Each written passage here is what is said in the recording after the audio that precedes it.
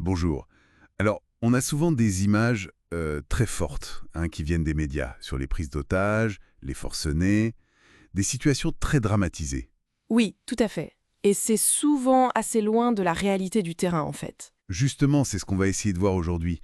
Quelle est la vraie nature de ces situations de crise en France? Exactement. On va s'appuyer pour ça sur une étude assez fouillée de l'IE-Chemie, l'Institut des hautes études du ministère de l'Intérieur.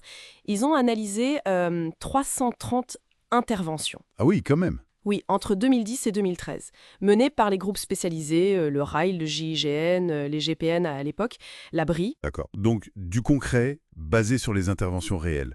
L'idée, c'est un peu de voir ce qui se cache derrière les gros titres. C'est ça. Et déjà, peut-être clarifier un peu les termes, parce qu'on mélange souvent tout. Oui, bonne idée. Prise d'otage, c'est quand il y a un but précis, une demande, c'est ça? Exactement. Un but utilitaire. Obtenir quelque chose, de l'argent, une fuite.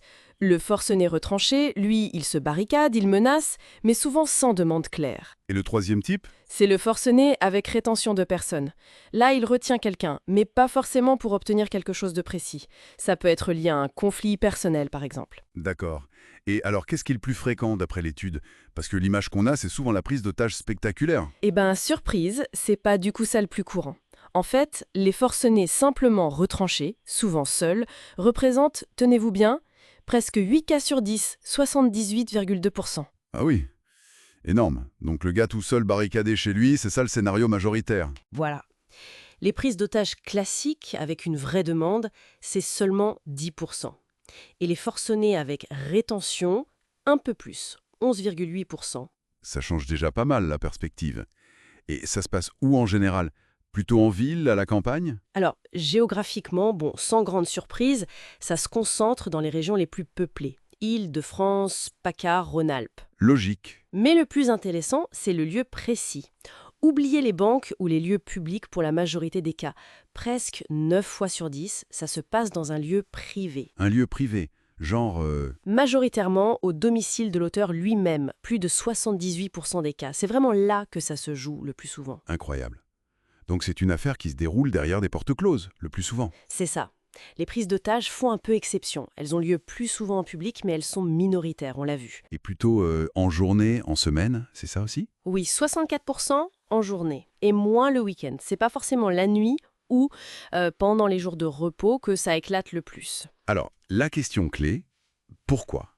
Qu'est-ce qui motive ces passages à l'acte, si ce n'est pas le grand banditisme dans la majorité des cas? Et là, c'est peut-être la deuxième grosse surprise de l'étude. Les motivations principales, elles sont d'ordre psychologique. C'est-à-dire? Presque un quart des cas, 24%, sont liés à une détresse psychologique forte et 23% à des troubles psychiques connus, diagnostiqués. Donc, quasiment la moitié des situations. La moitié, donc loin des motivations criminelles ou idéologiques qu'on voit parfois dans les médias. Très loin. Ces motifs-là, liés au crime, à la politique, à la religion, ne représentent en fait que 20% des cas étudiés sur cette période. Ça remet vraiment les choses en place. Et ça explique sans doute pourquoi c'est souvent impulsif, pas planifié. Tout à fait. Chez les forcenés, qu'ils soient seuls ou avec quelqu'un, l'acte n'est pas prémédité dans 70 à 80% des cas. C'est une explosion soudaine, souvent. Alors que la prise d'otage utilitaire, elle est préparée. Oui.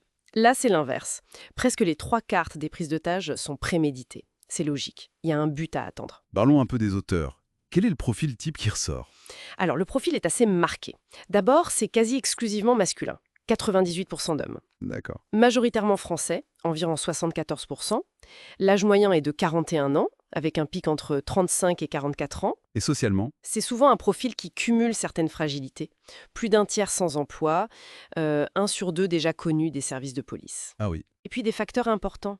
43% ont des antécédents psychiatriques et 40% sont sous l'emprise d'alcool ou de drogue au moment des faits.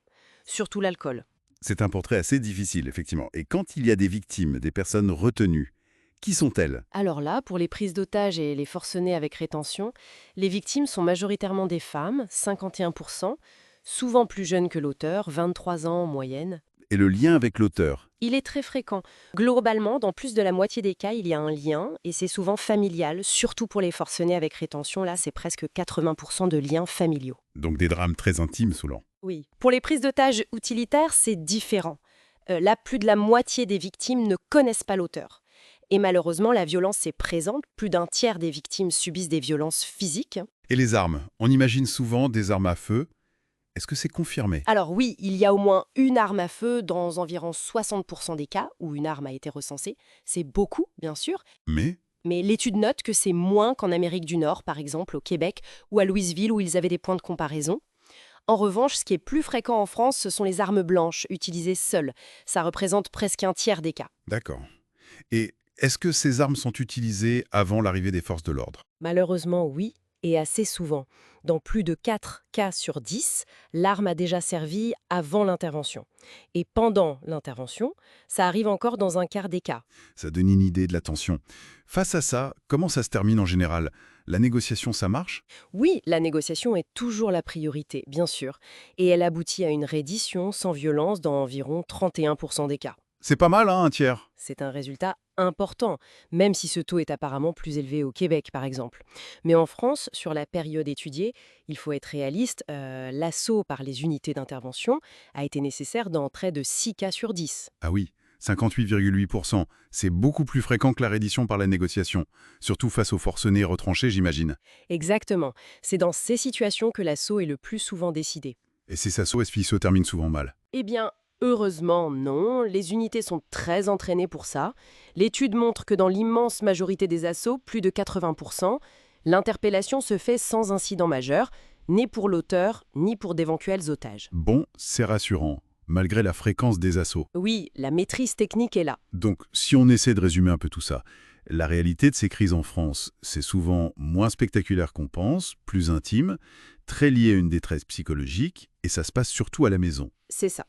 Loin du grand crime organisé ou de l'idéologie radicale, pour la plupart des cas. La négociation est cruciale, elle sauve des vies, mais l'assaut reste une réalité fréquente, même s'il est généralement bien géré. Voilà, c'est une bonne synthèse de ce que montre l'étude. Et ça nous amène à une dernière réflexion, peut-être un peu provocatrice. Allons-y. On voit que les autorités communiquent sur les risques majeurs externes. On pense aux sirènes testées tous les mois dans certaines villes pour les inondations, les accidents industriels. Oui, la prévention des risques collectifs externes. Mais vu que la grande majorité de ces crises humaines dont on vient de parler sont internes, privées, liées à une souffrance individuelle qui se passe à huis clos.